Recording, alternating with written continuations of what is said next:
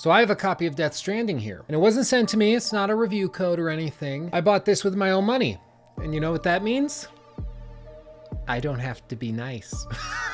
But seriously though, this game has taken the internet by storm. Everybody's talking about it. Everybody's playing it. Even non-gaming people are talking about it.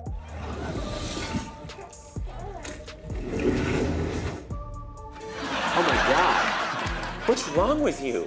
So I figured, what the heck? It's about time that I talk about it too, because I'm a YouTuber and naturally we think that our opinions on everything are valid. So might as well throw my hat in the ring as well. So buckle up, we're gonna be going through the first 2 hours of the game or so. I'll be offering my thoughts on everything, but consider this to be your spoiler warning.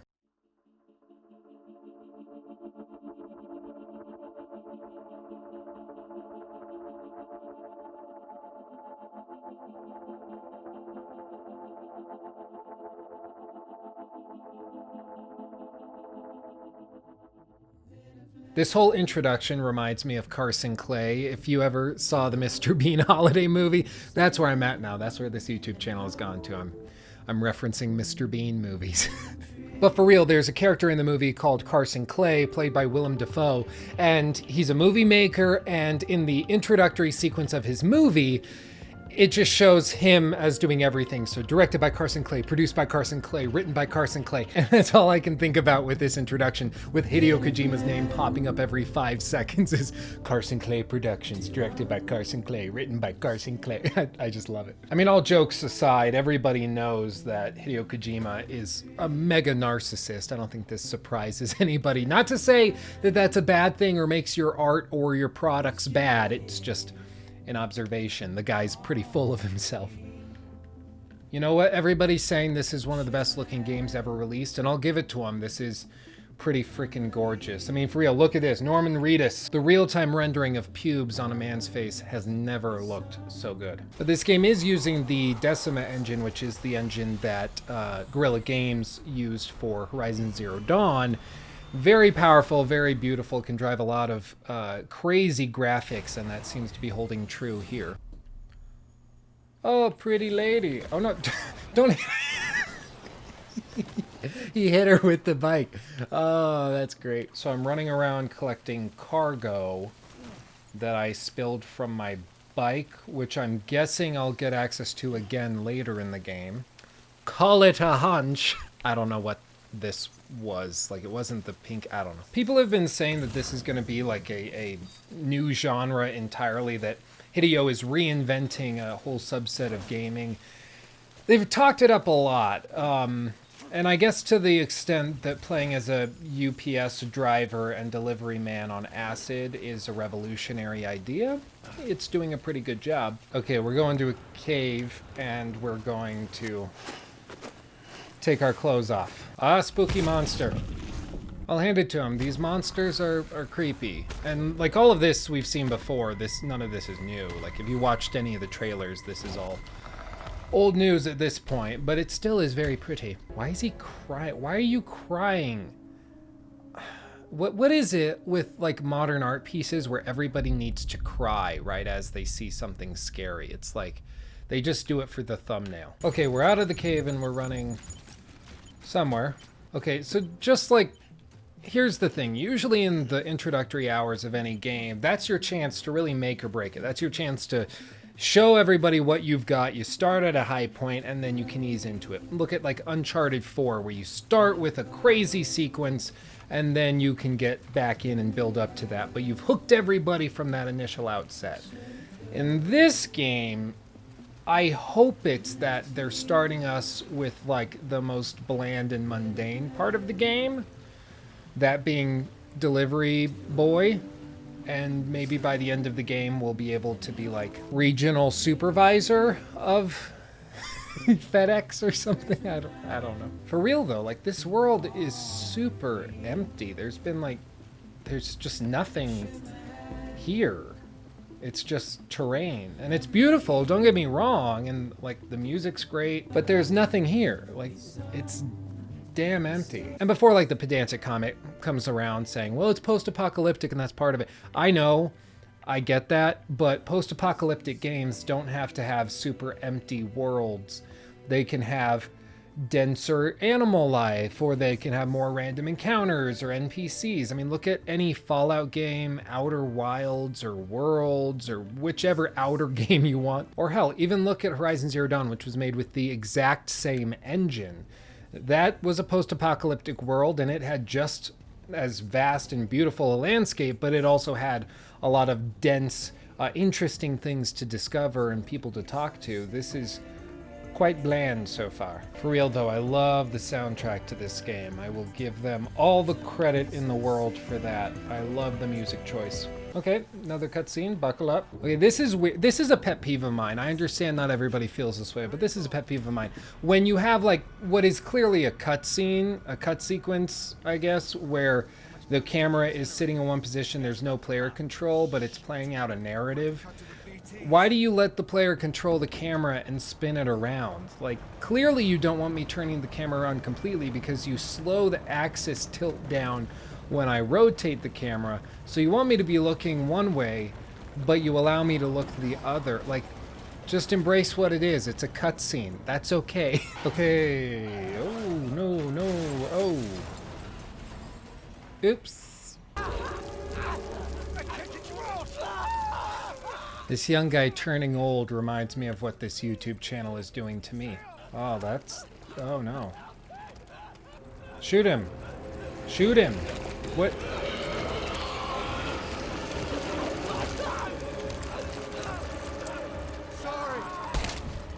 Why did he wait so long to shoot him? Like, it's clear they're gonna take him and he's dead. Like, is he just waiting to show off his aim?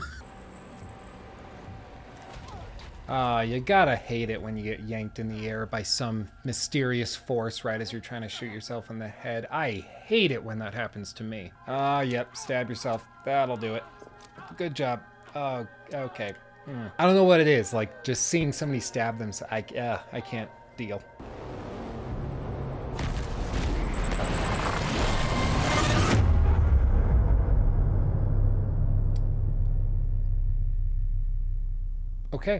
Okay, and then this whole sequence is the same one we saw a while back in a trailer, so nothing really new there. Oh shoot, so that crater happened by that monster thing eating the guy that tried to stab himself? Oops! I can see why they wanted to take the bodies out of the city. I can understand that now. Okay, cutscene with Guillermo.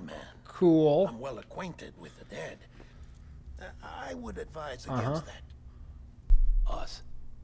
Yup. Bridges. A few moments later. Place is a crater. I'm gonna be. I have no idea what they're talking about at this point. No clue. Like, for real, this cutscene is like 20 minutes long, and I have no clue what they're talking about. Like, something about American Reconstruction and a baby.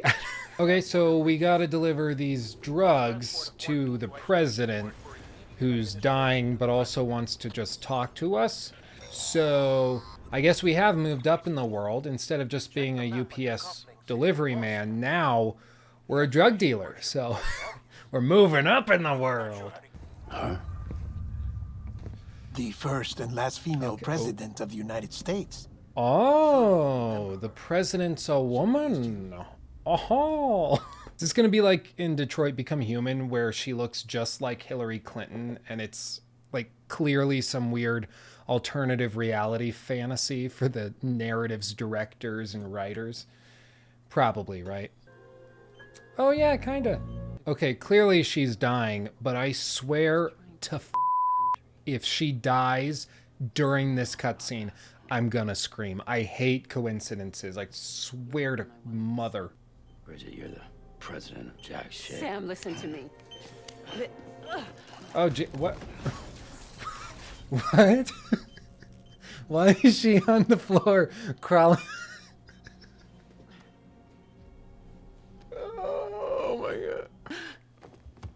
Oh my god, she died. Oh,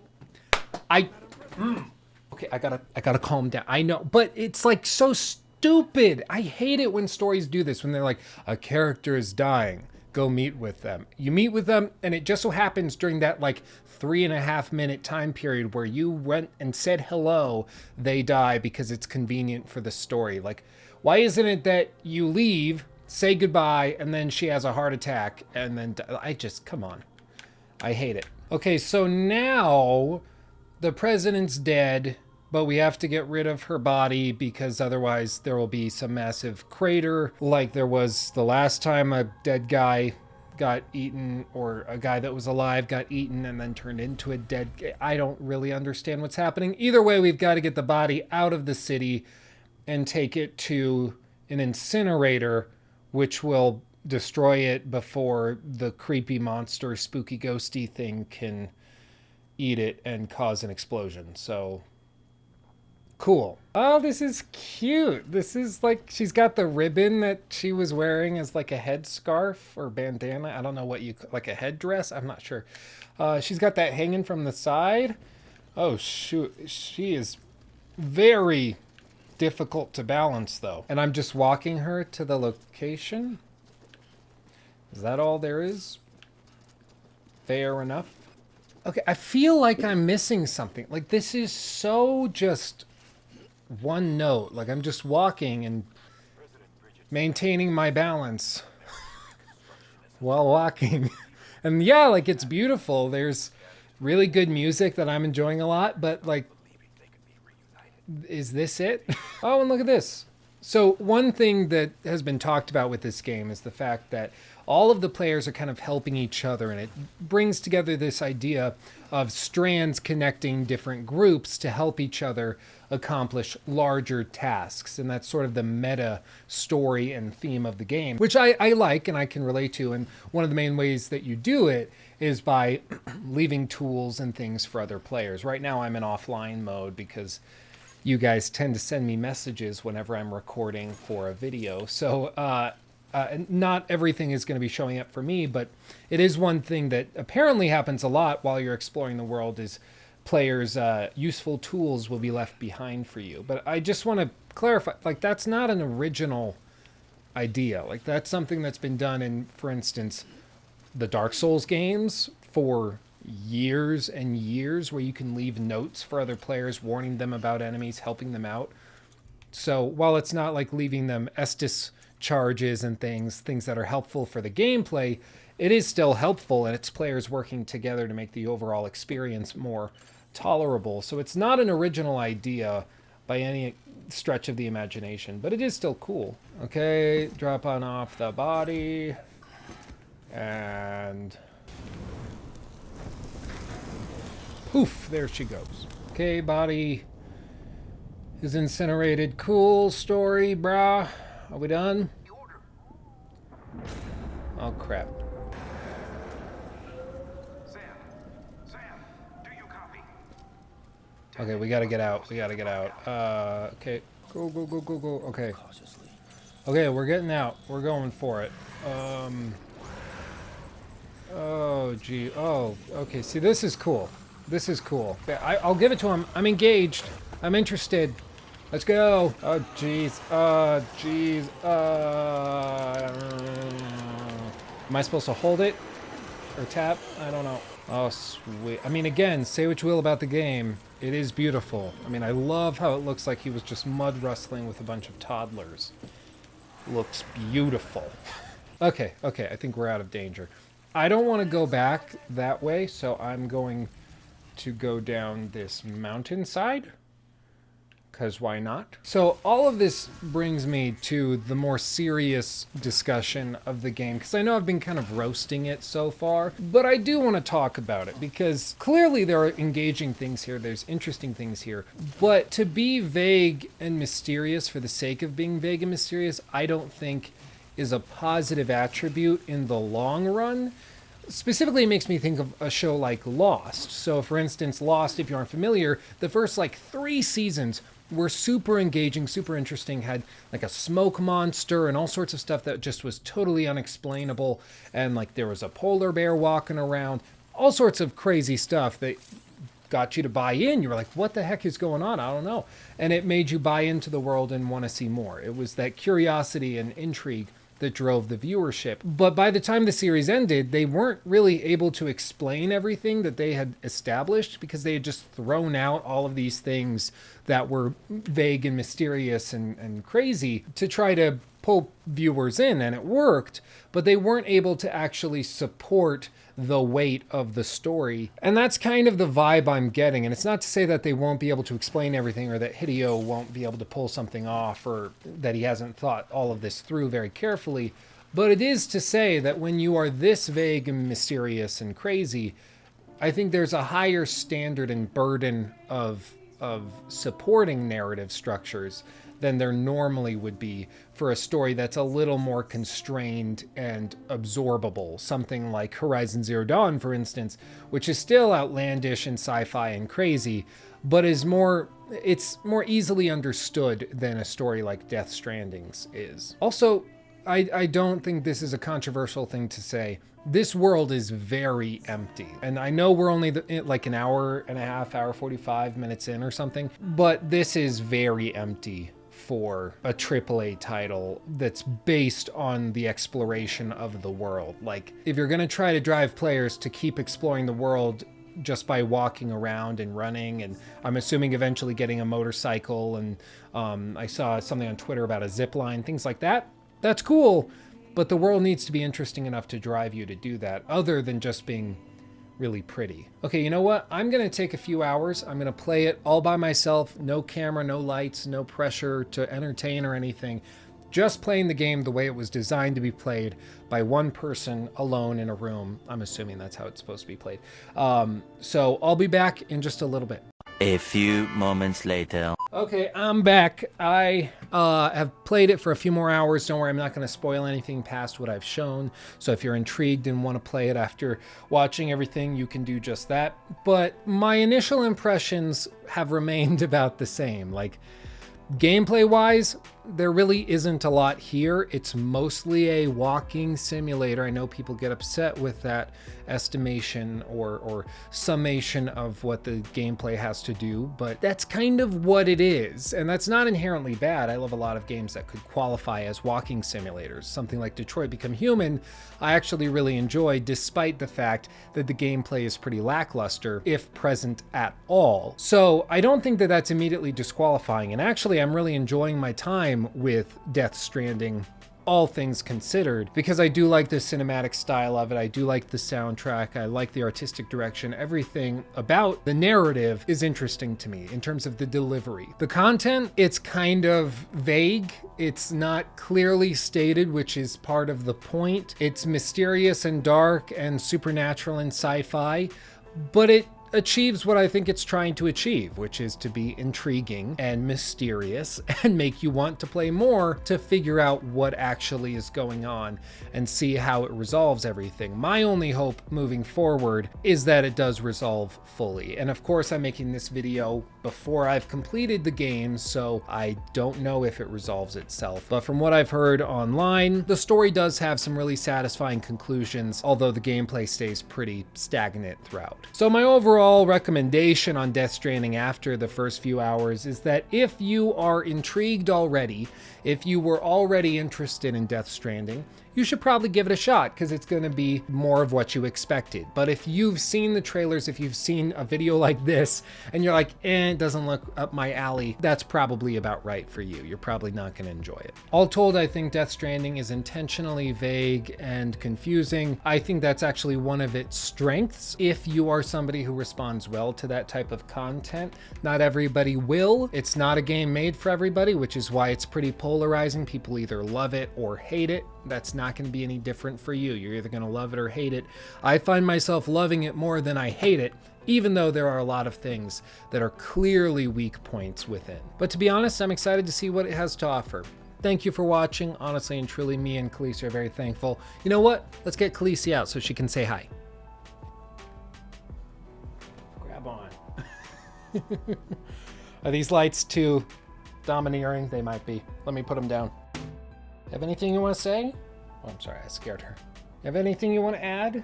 Anything you want to say about Death Stranding? No? She's very simple. She just likes games that are mysterious. If you want to support me and the channel, check out our Khaleesi stickers.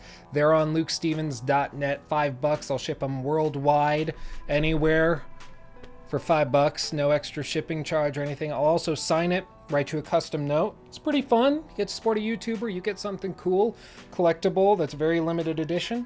Why not? But that's all for me. As usual, if you enjoyed the video, make sure to hit the like button, subscribe if you haven't already. I know you've probably watched at least a few of my videos. If so, like, why aren't you subscribed yet? Why? Like, just do it. You know you're going to eventually. You might as well make it today. Don't do it for me. Do it for Khaleesi. All that being said, thank you for watching, honestly and truly. We both love you very, very much, and we'll see you in the next video.